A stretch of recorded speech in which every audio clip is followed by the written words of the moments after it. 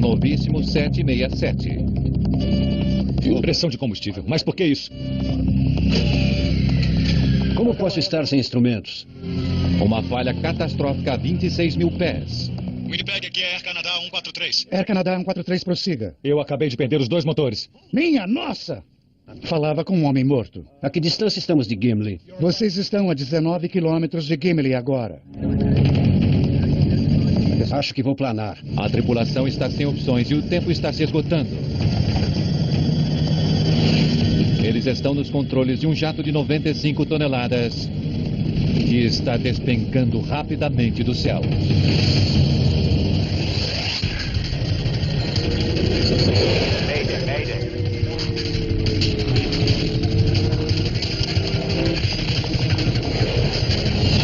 Mayday, desastres aéreos. Esta é uma história real, baseada em relatórios oficiais e relatos de testemunhas. Em um céu tranquilo sobre a região central do Canadá, perigo na pista. O voo 143 da Air Canada acaba de completar metade de sua viagem de Montreal até Edmonton, Alberta. Boa tarde, senhoras e senhores. Aqui é o seu copiloto. O avião está levando 61 passageiros e 8 membros da tripulação. Está um lindo dia. Claro, com temperatura 24 graus Celsius. É 23 de julho de 1983. Você viu como é que faz? Rick Dion é engenheiro de manutenção da Air Canada. Eu estava indo para Edmonton com minha esposa Pearl e meu filho Chris, que tinha 4 anos. Era o início de 2 semanas de férias para nós e estávamos todos muito animados de embarcarmos nesse novo avião. Com os cumprimentos do comandante. Oh, Rob, obrigado. Se quiser ir até a cabine... Esse era meu primeiro voo em um moderno 767, uma vez que a empresa acabaram de comprá-los. Eu volto no minuto. Eu estava curioso em ir até a cabine e ver toda essa tecnologia integrada ao trabalho que eu fazia nos aviões. O comandante desse voo é Bob Pearson. Ele tem 48 anos e mais de 15 mil horas de voo. Seu copiloto é Maurice Quintal, com mais de 7 mil horas de voo. Entre. Com licença, senhores. Rick? Eu conhecia Bob Pearson do pequeno clube de aviação que eu frequentava em Saint-Lazare. E, na verdade, ele era um dos pilotos locais que costumava voar de planador e também voar os Lasers ultraleves. Tínhamos partido em direção ao noroeste em um belo e ensolarado dia de julho. Tínhamos um plano de voo de 39 mil pés. Poucos aviões viajavam nessa altura em 1983. E havíamos solicitado 41 mil pés, o que nos colocava bem acima do fluxo de jatos para o oeste. A tripulação podia até ter acumulado muitas horas de voo, mas eles tinham muito poucas horas de experiência naquele avião. Aquele era o mais novo e mais avançado jato de grande porte da Boeing, o 767. Havia tantos microprocessadores na barriga do avião automatizando tantas funções que o trabalho dos engenheiros de voo foi eliminado. Aquele era um dos 4 aviões 767 recentemente adquiridos pela Air Canada. O avião tinha apenas 150 horas de voo. Que diferença aqui, não? Sem dúvida. Zerar e iniciar aqui.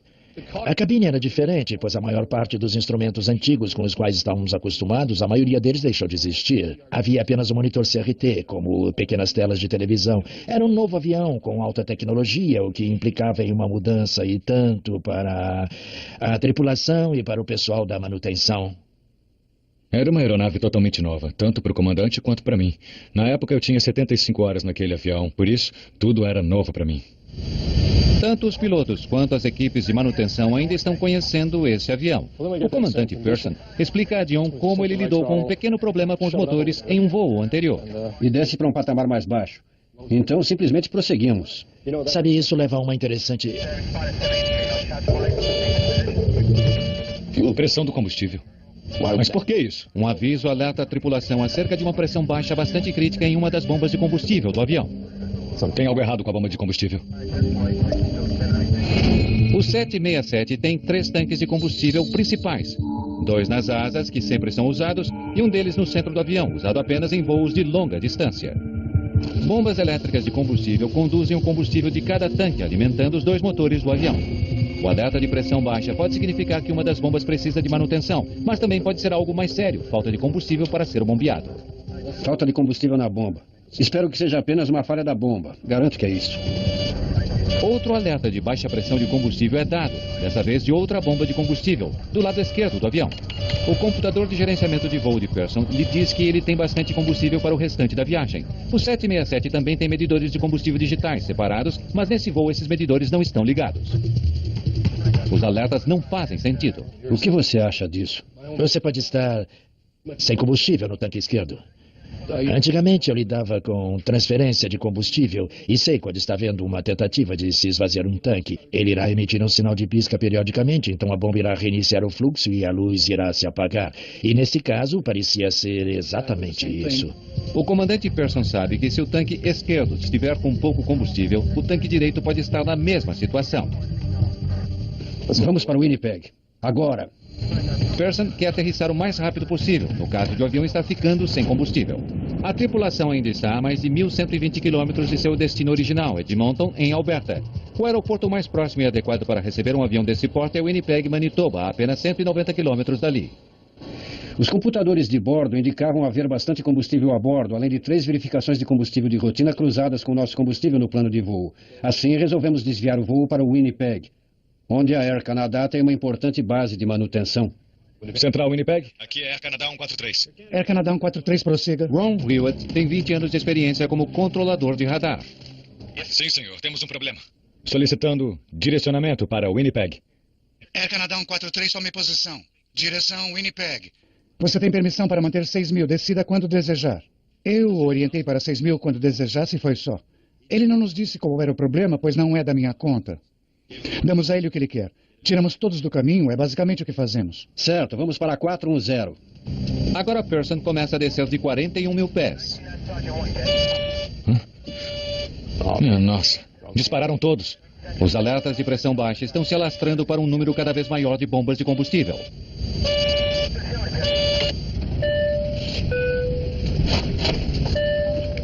Quintal pede à tripulação na cabine de passageiros que se prepare para uma aterrissagem de emergência. Alô? Tripulação? Acreditamos ter um problema com o sistema de combustível. Estamos desviando para Winnipeg. Todos os comissários para a galley da frente, por favor. Espero que sejam apenas alarmes falsos. Rick, há alguma coisa que não tenhamos feito? Não, Bob.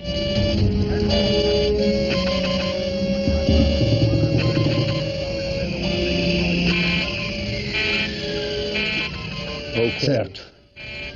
Perdemos o motor esquerdo. A perda de um motor não deixa dúvidas. O voo 143 está de fato sem combustível. Lista de verificação. Aterrissagem com motor só. Pearson foi treinado para aterrissar um 767 só com um motor. Nunca ninguém tentou aterrissar sem nenhum dos motores. Ele luta para conseguir descer seu avião e assim não se tornar o primeiro a ficar sem motor algum. Com apenas um motor funcionando no voo 143 da Air Canada e com a possibilidade de outro motor parar, a tripulação prepara os passageiros para o pior.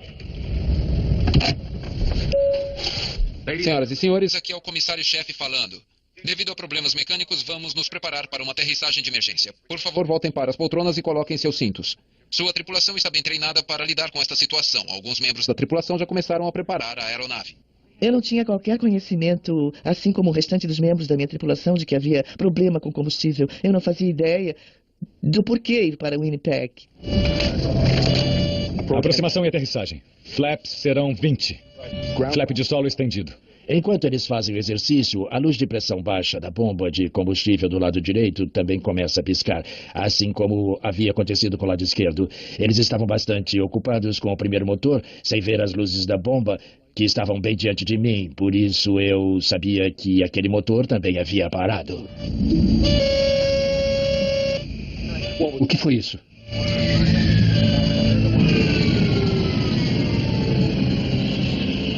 Em breve começaremos a lhes dar as orientações.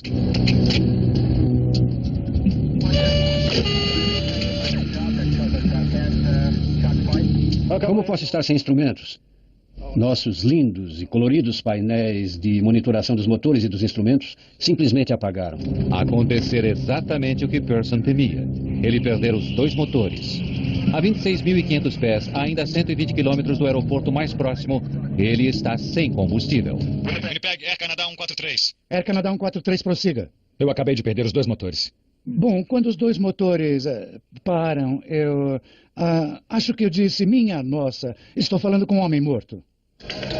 E parece que eles acabaram de perder os motores. Era bastante improvável que alguém conseguisse sobreviver àquilo, porque eu conseguia vê-los tentando virar e girando. Os motores de um avião não apenas lhe dão empuxo, eles também geram a potência necessária para conduzir o avião. O avião ficou completamente incontrolável. Entretanto, os aviões modernos são como canivetes suíços. Há sempre mais alguma coisa com que contar. No caso de perda de potência, o avião usa automaticamente o HAT, ou turbina acionada a ar. Ela é acionada por mola e a hélice que impulsiona essa pequena bomba hidráulica é quase do tamanho de uma hélice que você veria um pequeno Cessna 150. E esse braço é lançado para baixo até a corrente de ar, produzida pela hélice. Essa hélice começa a girar, impulsiona essa bomba hidráulica e lhe fornece os sistemas básicos. Era bastante silencioso voar sem os motores. Person sabe que o tempo está acabando. Ele precisa de orientações quanto à pista de aterrissagem mais próxima. 143, isso é um Mayday e solicitamos vetoração para a pista disponível mais próxima. Air Canada 143, entendido. Mas a perda dos motores do avião trouxe consequências inesperadas para o controle de tráfego aéreo. Sumiram. Estavam bem aqui. Nós os perdemos, ele saiu da tela. Preciso de um radar primário.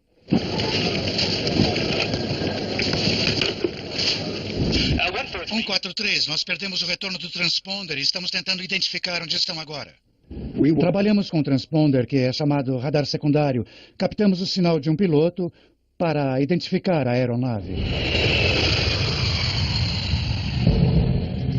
Jatos comerciais são equipados com um transponder, um dispositivo que transmite informações codificadas usadas pelos controladores de tráfego aéreo para determinar a localização do avião.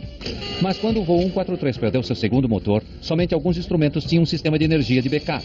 O transponder não era um deles e por isso o avião sumiu da tela de Hewitt. O voo 143 está em algum lugar a leste de Winnipeg, mas ninguém sabe exatamente onde ou a que distância do aeroporto. Apesar de seu peso, um 767 não mergulha dos céus ao perder seus motores. Suas características aerodinâmicas o mantêm no ar, embora lentamente se aproxime do solo. E eu estava tentando descobrir quantos quilômetros estávamos avançando em comparação a quantos milhares de metros estávamos caindo. Mas Quintal não tem os instrumentos que lhe dão as informações de que ele precisa para tal cálculo. Como perdeu o sinal do avião, Hewitt também não tem como dar essa informação a Quintal. Os controladores de voo trabalham apressadamente para encontrar um meio de localizar o avião. Antes da aterrissagem, ouvirão a ordem para se preparar para a aterrissagem. Façam isso imediatamente e permaneçam assim até que o avião pare completamente. Há duas Maneiras de se preparar. Primeiro, curvem-se para frente. Levantem os braços e apoiem as mãos no encosto da poltrona à sua frente. O executivo Bryce Bell está voltando para casa em Edmonton. Tão logo eles anunciaram que faríamos uma aterrissagem não programada em Winnipeg, eu desejei não ter tomado os 2 drinks que eu havia pedido, porque eu pensei, você vai ter apenas uma fração de segundo e esse avião vai explodir. E a decisão que você tomar naquele instante dependerá do seu grau de atenção. Acho que é isso. Digamos que seja ele. Como seu moderno equipamento não consegue localizar o voo 143 da Air Canada, os controladores passam a usar um antigo radar, que não precisa de um transponder para localizar aviões. Precisei ligar meu radar de verdade, o radar de reflexão, que nem chega aos pés do outro e nem mesmo usamos, se pudermos evitar. Certo, consegui. 100 de Winnipeg e 72 de Gimli. 143, temos você a 104 quilômetros de Winnipeg e cerca de 72 quilômetros de Gimli. Pela primeira vez desde que perderam a força dos motores, os pilotos ficam cientes de sua distância de Winnipeg. Melhor ir para Winnipeg. Mas Quintal acha que Gimli seria uma escolha mais segura. Gimli, em Manitoba, tem uma base da Força Aérea desativada, cerca de 32 quilômetros mais próximo do que Winnipeg. Por sorte, Maurice Quintal treinou em Gimli enquanto estava nas Forças Armadas e conhece bem o lugar. 72 quilômetros até Gimli. Tem uma pista longa lá. Há equipamento de emergência em Gimli? Negativo, nenhum equipamento de emergência. Creio que apenas uma pista disponível. E não há torre de controle e nenhuma informação a respeito. Person precisa considerar a possibilidade de uma aterrissagem com risco de desastre. Se ele tiver alguma possibilidade de chegar a Winnipeg, que possui suporte de emergência completo, ele sabe que precisa tentar. Certo, então preferimos Winnipeg. Ótimo, 143, continue em seu curso atual. Me arrependi de coisas que eu não tinha feito na vida, maneiras com que eu tinha tratado alguém aqui ou ali, ou que eu desejaria ter tratado melhor. Eu pensava em como eu havia sido tolo em relação a algumas coisas e que dava tanta importância e como tudo isso era tão insignificante face à verdadeira realidade. Foi realmente devastador. E eu me lembro de ter dito à mamãe com um bebê que eu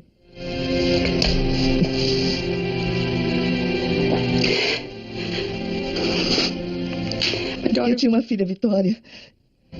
E me lembro de ter dito a essa mulher que tudo ia dar certo. E eu disse a ela, e me senti tão orgulhosa de mim mesma, de conseguir ser tão firme com ela. E dizer a ela que tudo iria dar certo, olhando direto nos olhos dela. A que distância estamos do campo agora? Vocês estão a 56, digo, 62 quilômetros de Winnipeg. Entendido. Agora que os controladores conseguem ver o voo 143 no radar, eles podem fornecer a Quintal as informações de que ele precisa para calcular se consegue planar até o Winnipeg. Qual sua altitude agora? 8.5. 8.5. Cerca de 8.500 pés acima do solo, o comandante Pearson consegue ver seu local de destino. O aeroporto de Winnipeg está a menos de 56 quilômetros de distância. Já dá para vê-lo. Mas as informações de Quintal não são boas. Bob. Morris estava controlando com tranquilidade a distância e a altitude através das informações do controle de tráfego aéreo em Winnipeg e calculou nossa situação. E chegou à conclusão de que talvez não conseguíssemos chegar à pista em Winnipeg. Talvez aguentemos mais 32 quilômetros. Não chegaremos a Winnipeg. Quintal calculou que na velocidade em que eles estavam descendo, eles atingiriam o solo 24 quilômetros antes da pista. A que distância estamos de Gimli? Vocês estão a cerca de 20 quilômetros de Gimli nesse momento. Onde está? Para onde ele está indo? À direita. Vire à direita em direção a 3, 4, 5. Eu diria que você tem 6 quilômetros até lá. Certo, ótimo. Vamos para lá. Vou ver como está minha família. Não precisam mais de mim por aqui, né? Não, estamos bem.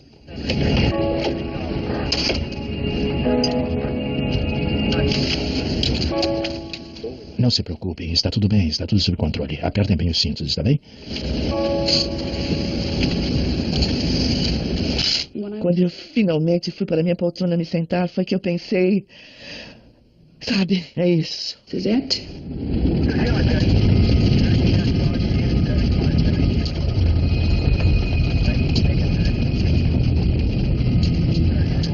Baixar trem de pouso.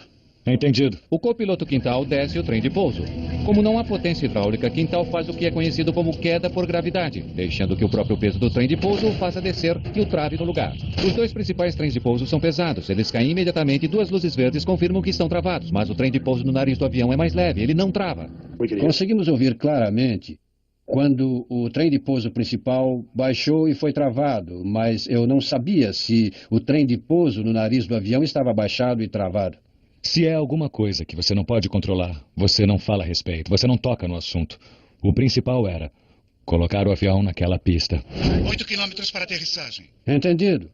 Podemos ver o campo. A 8 quilômetros de Gimli, Pearson e Quintal finalmente veem uma pista onde podem aterrissar, mas há um problema. Estamos muito perto. Vai ficar muito inclinado e muito rápido. Sim, eu sei. Pearson está quase na pista, mas está muito acima dela. Se descer a uma velocidade normal, ele irá passar pela pista de pouso.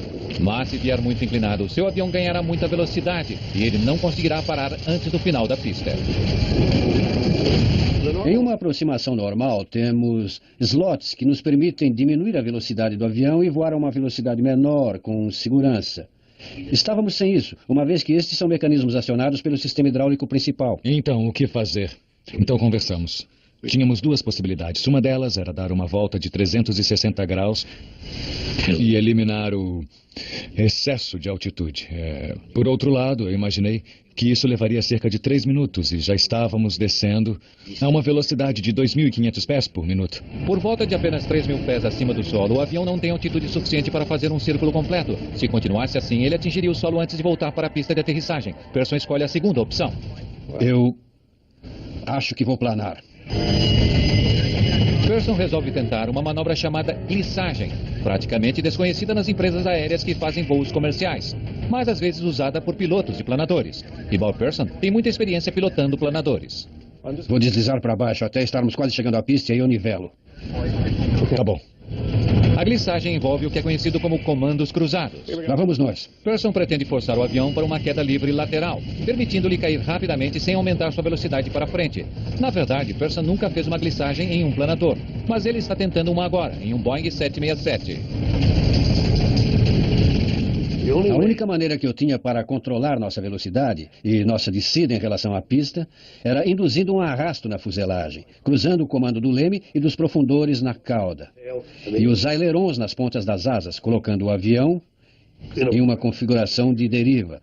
Então eu posso variar isso para aumentar ou diminuir nossa velocidade, ou aumentar ou diminuir nossa velocidade de descida. Pearson controla a descida do avião usando seus lemes e ailerons para alterar o ângulo do avião. Cruzar os comandos envolve colocar as asas em uma direção, mas virando o avião na direção oposta, empurrando-o de lado contra o ar frontal. À medida que o voo 143 começa a descer em direção ao solo, Quintal está prestes a descobrir uma coisa que ele não esperava. A pista em que treinou há 15 anos não é mais uma pista.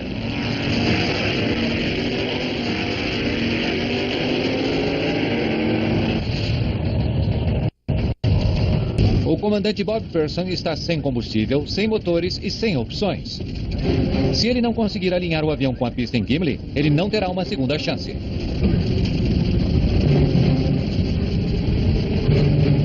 Pearson vira o manche para a esquerda e empurra os lemes para a direita. O avião desliza para a esquerda. Estávamos sentados no centro do avião, que é o seu coração. Portanto, é bastante sólido ali. E achei que havia uma possibilidade bem grande de ficarmos bem.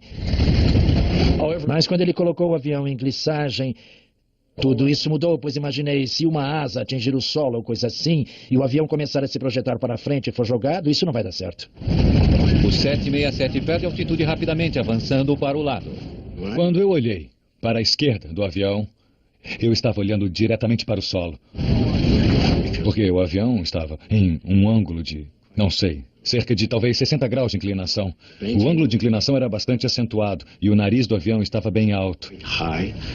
Por isso foi um momento bem estranho. E se era estranho para mim, eu posso imaginar como foi para os passageiros. Deve ter sido bem pior. Eu vi um obstáculo de areia desse campo de golfe e pensei, vamos colidir com o obstáculo. Pearson precisa manter um equilíbrio crucial. Ele precisa diminuir a velocidade do avião o suficiente para aterrissar com segurança. Mas se diminuí-la demais, o avião poderá perder sua sustentação e mergulhar no solo. Quando um piloto está aterrissando um avião normalmente, ele está manobrando os controles de voo e operando os reversos dos motores. Continuamente, na maioria das aterrissagens. Por isso, eu estava fazendo a mesma coisa sem os reversos dos motores. Eu juro que pensei, minha filha Vitória, ficando sozinha com meu marido e como ele iria lidar com nossa filha e como ela iria lidar com o fato de ficar sem mãe. À medida que se aproximam, Pearson se concentra em seu alvo, o limiar da pista. Eu tinha visão de túnel como nunca tinha tido antes. Era nossa velocidade e nossa relação com o início da pista. Mas agora, a apenas metros do solo, Quintal vê que seus problemas estão longe de terminar. A pista de aterrissagem de Gimli havia sido transformada em uma pista de corrida de drag cars. Hoje é sábado e não é apenas dia de corrida. É um dia em que as famílias se reúnem na pista de Gimli. A corrida acabou por hoje, mas o campo está repleto de membros do clube local de carros esportivos que estão acampados com suas famílias para passar o final de semana.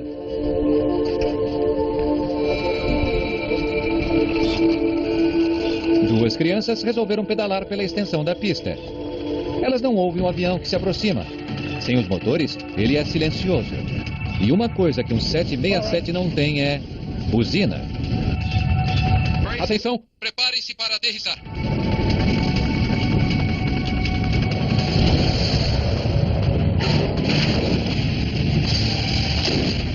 O nariz atingiu a pista com um estrondo, como um disparo de uma arma em nossos pés. O trem de pouso dianteiro imediatamente se arrebenta. Pearson freia com força. 2 pneus estouram. A parte de baixo do motor direito se arrasta na pista. Eu era um robô, eu não tinha emoção alguma. Finalmente, Pearson vê o que está no caminho. E quando olhei, vi 2 meninos em suas bicicletas. E quando eu os vi, eles deviam estar a cerca de uns 300 metros na pista, em relação à nossa posição. Em um determinado momento, eu pude ver que eles levantaram a cabeça e estavam assustados. Tinha um avião enorme em cima deles. Ainda consigo me lembrar da expressão de terror no rosto deles. Eles estavam perto bastante para eu ver isso. Sem ter como virar o avião, a única esperança de Pearson para virar para a esquerda ou para a direita era variando a pressão dos freios nos 2 trens de pouso principais. E foi então que o meu coração começou a disparar. As crianças entram em pânico e tentam correr ainda mais do que o avião, que estava a cerca de 320 km por hora. Eu sabia que não podia avançar com o avião sobre esses meninos e ia desviá-lo para o gramado na lateral da pista. Havia pessoas acampadas do lado oeste da pista. Fato que eu não percebi até tocarmos o solo e o nariz estar no chão, e ainda consigo me lembrar das pessoas do lado esquerdo fazendo churrasco. Dino Calvert está na pista com seus amigos para um final de semana de corrida. Um dos homens, nos pit stops, pulou de repente para dentro do carro dele e saiu. E eu pensei, geralmente as pessoas não dirigem assim nos pit stops. E quando eu olhei para cima, só consegui ver fumaça subindo. Pearson faz todo o possível para parar o avião a tempo. Minha nossa!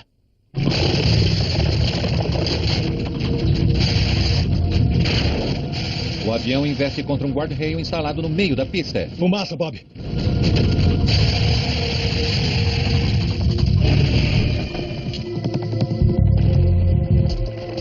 17 minutos depois de ficar sem combustível, o voo 143 da Air Canada para completamente na pista. Tá tudo bem?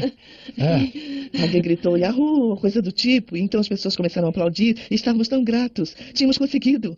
Quando você imagina que vai morrer, você realmente acha que o avião vai se despedaçar e imagina fogo. Evacuar! Evacuar! Evacuar!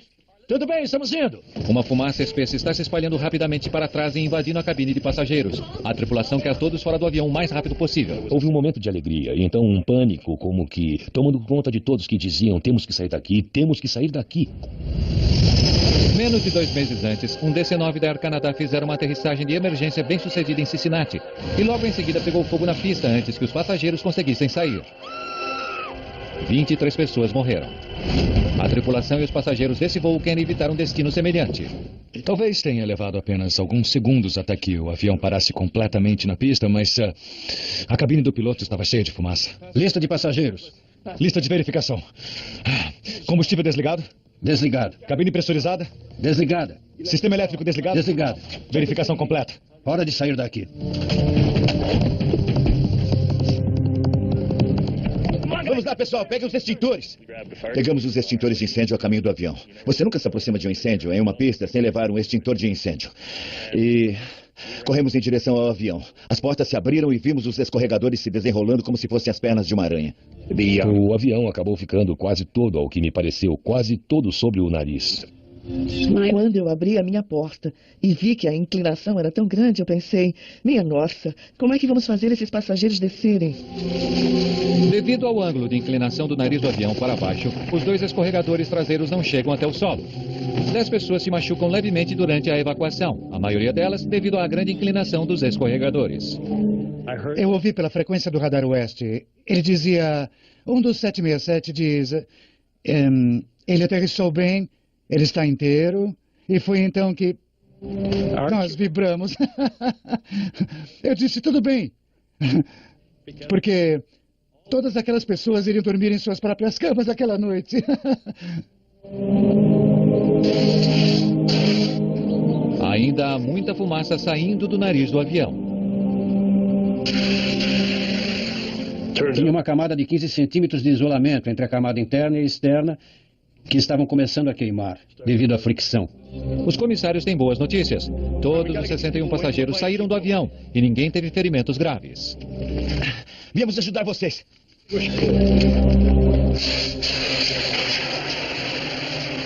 Bob Pearson fez o que ninguém havia feito antes.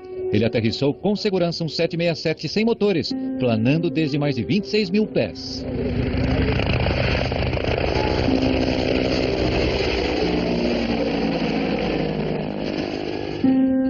Gimli, Manitoba. Imediatamente o ocorrido é manchete nos jornais do mundo todo. As pessoas já estão se perguntando como um dos mais sofisticados aviões de passageiros do mundo pôde ter ficado sem combustível.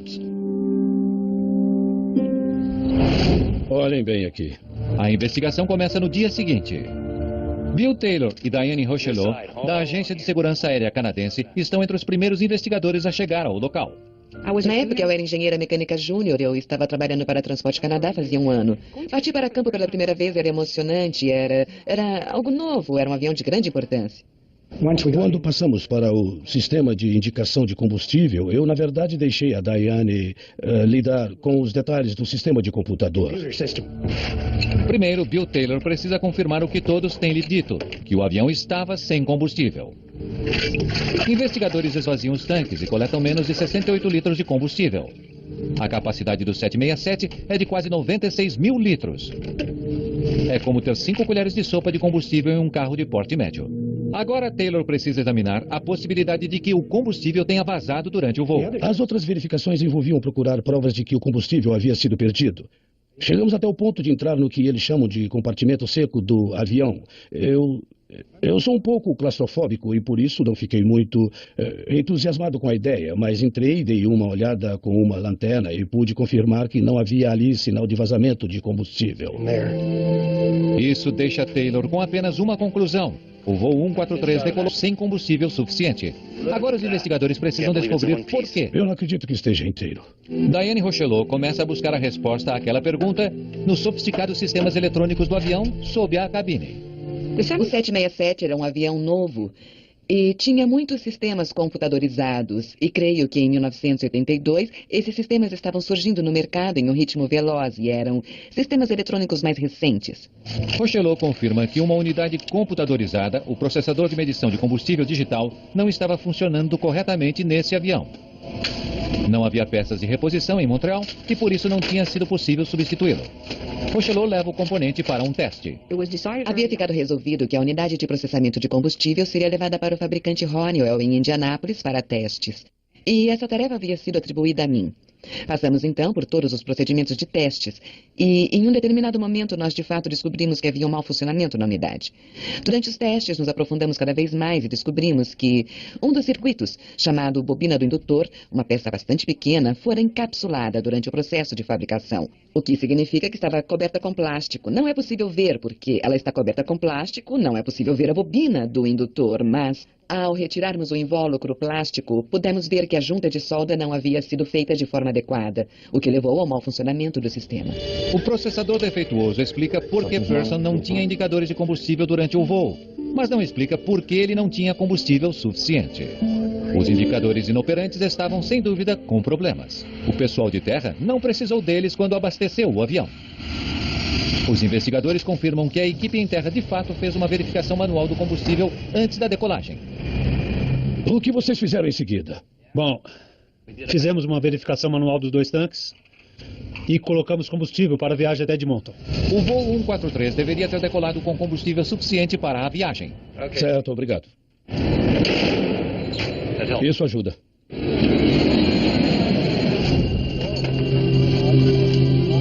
Agora, os investigadores precisam descobrir como um dos jatos de passageiros mais avançados do mundo decolou com metade do combustível necessário para o trecho que iria percorrer. Os investigadores sabem que, como os indicadores de combustível estavam inoperantes, os tanques de combustível do voo 143 foram verificados manualmente. E o combustível para a viagem até Edmonton realmente foi colocado nos tanques. Mas antes que o avião possa receber mais combustível, um cálculo vital tem de ser feito. Os pilotos precisam saber o peso do combustível em seu avião. Os caminhões de combustível abastecem os jatos por volume. Para que os pilotos e aqueles que abastecem os jatos se comuniquem, é preciso que seja feita uma simples tradução de rotina entre volume e peso. Obrigado.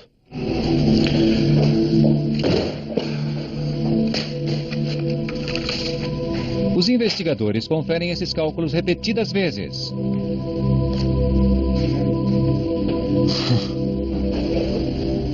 Os registros de abastecimento do dia do acidente fornecem as respostas que eles estavam procurando.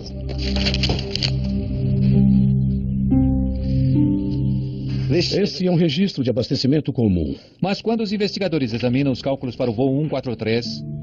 E este é do voo 143. Eles não encontram nada de errado. O documento mostra com clareza a quantidade de combustível nos tanques, direito e esquerdo. Mas os investigadores estão preocupados com dois números em especial. Um deles converte volume em quilogramas e o outro faz a conversão para libras. Eles não deveriam estar usando os dois. Então você converteu para libras ou quilogramas? Para libras. Para quilos. Posso ver isso outra vez? Outras entrevistas com os técnicos da tripulação revelam que os acontecimentos no voo 143... Agora não sei o que eu fiz. Foram provocados por erro humano, envolvendo erro de cálculos e basicamente treinamento inadequado. Ok, pronto, já terminei. Os técnicos que reabasteciam o voo 143 se confundiram com os cálculos ao converter o volume que saía do caminhão de combustível para o peso do combustível nos tanques do avião. Obrigado. Ninguém que viu os cálculos naquele dia percebeu o erro elementar. Em 1983, as equipes em terra estavam acostumadas a converter para libras a quantidade de combustível que saía de seus caminhões. O 767 foi o primeiro avião da frota da Air Canada com medidores métricos de combustível. Seu combustível deveria ter sido calculado não em libras, mas em quilogramas, o que exige um cálculo diferente. O voo 143 precisava de 22.300 quilos de combustível para a viagem. Mas, em vez disso, os pilotos e técnicos o deixaram decolar com 22.300 libras.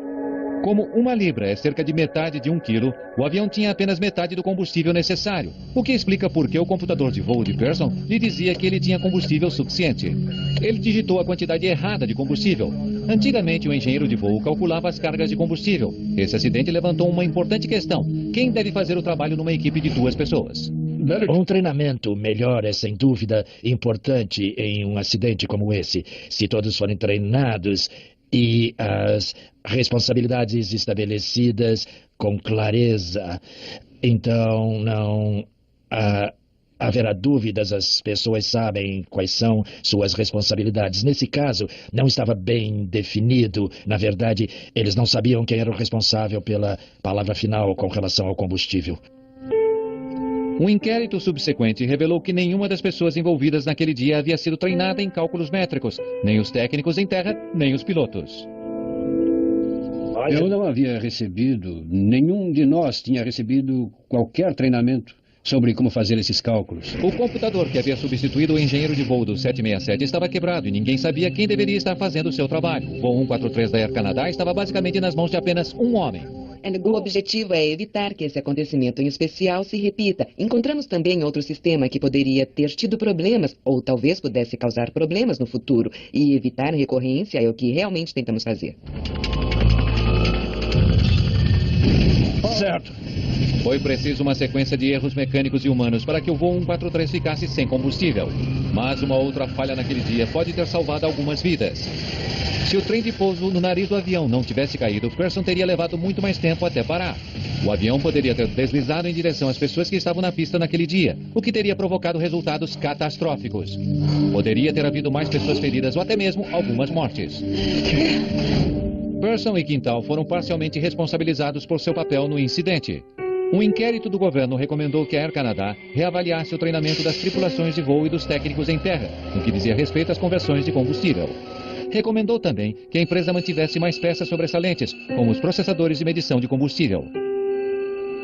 Rick Dion se aposentou em 2003, depois de uma longa carreira como coordenador do controle de manutenção na Air Canada. O copiloto Maurice Quintal foi promovido a comandante em 1989.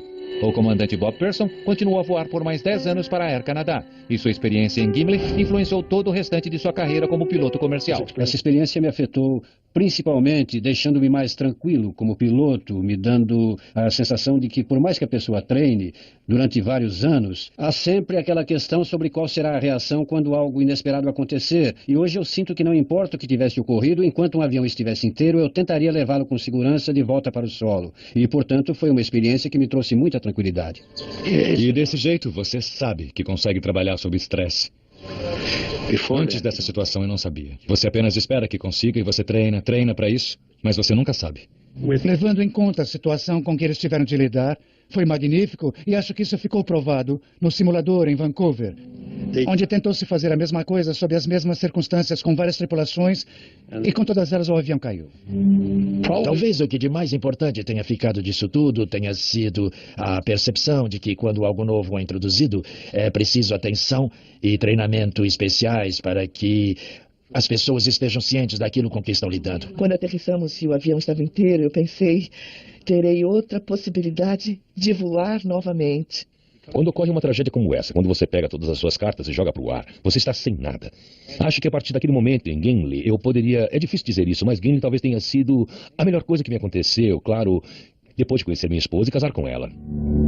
2 dias depois da aterrissagem em Gimli, o 767 da Air Canada estava de volta aos céus, a caminho de Winnipeg para reparos. 25 anos depois, este mesmo avião ainda está em serviço e continua sendo chamado pelo apelido que Bob Pearson lhe deu, o planador de Gimli.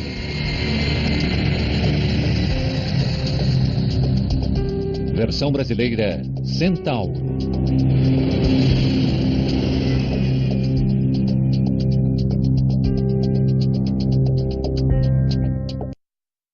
Alta tecnologia, o que implicava em uma mudança e tanto para a tripulação e para o pessoal da manutenção.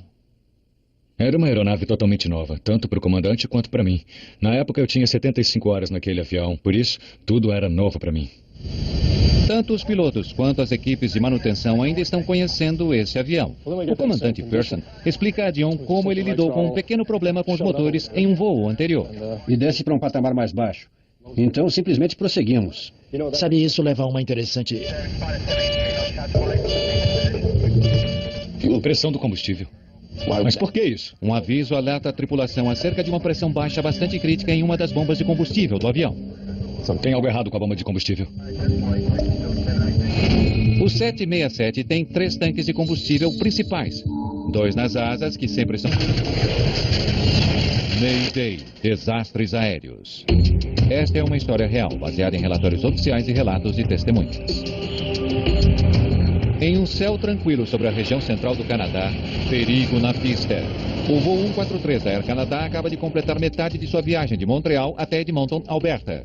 Boa tarde, senhoras e senhores. Aqui é o seu copiloto. O avião está levando 61 passageiros e 8 membros da tripulação. Está um lindo dia. Claro, com temperatura 24 graus Celsius. É 23 de julho de 1983. Você viu como é que faz? Rick Dion é engenheiro de manutenção da Air Canada. Eu estava indo para Edmonton com minha esposa Pearl e meu filho Chris, que tinha 4 anos. Era o início de 2 semanas de férias para nós e estávamos todos muito animados de embarcarmos nesse novo avião. Com os cumprimentos do comandante. Oh, Rob, obrigado.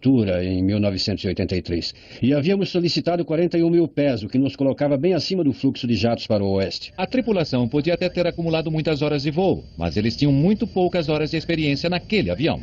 Aquele era o mais novo e mais avançado jato de grande porte da Boeing, o 767. Havia tantos microprocessadores na barriga do avião automatizando tantas funções que o trabalho dos engenheiros de voo foi eliminado. Aquele era um dos 4 aviões 767 recentemente adquiridos pela Air Canada. O avião tinha apenas 150 horas de voo. Que diferença aqui, não? Sem dúvida. Zerar e iniciar aqui.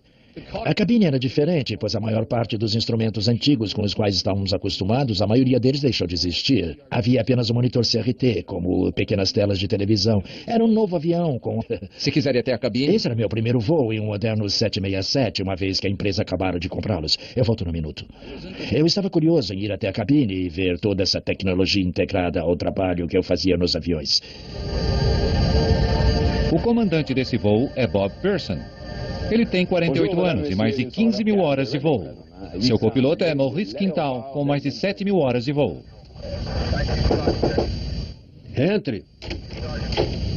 Com licença, senhores. Rick? Eu conhecia Bob Pearson do pequeno clube de aviação que eu frequentava em Saint-Lazare. E, na verdade, ele era um dos pilotos locais que costumava voar de planador e também voar os Lasers ultraleves. Tínhamos partido em direção ao noroeste, em um belo e ensolarado dia de julho. Tínhamos um plano de voo de 39 mil pés. Poucos aviões viajavam nessa altura.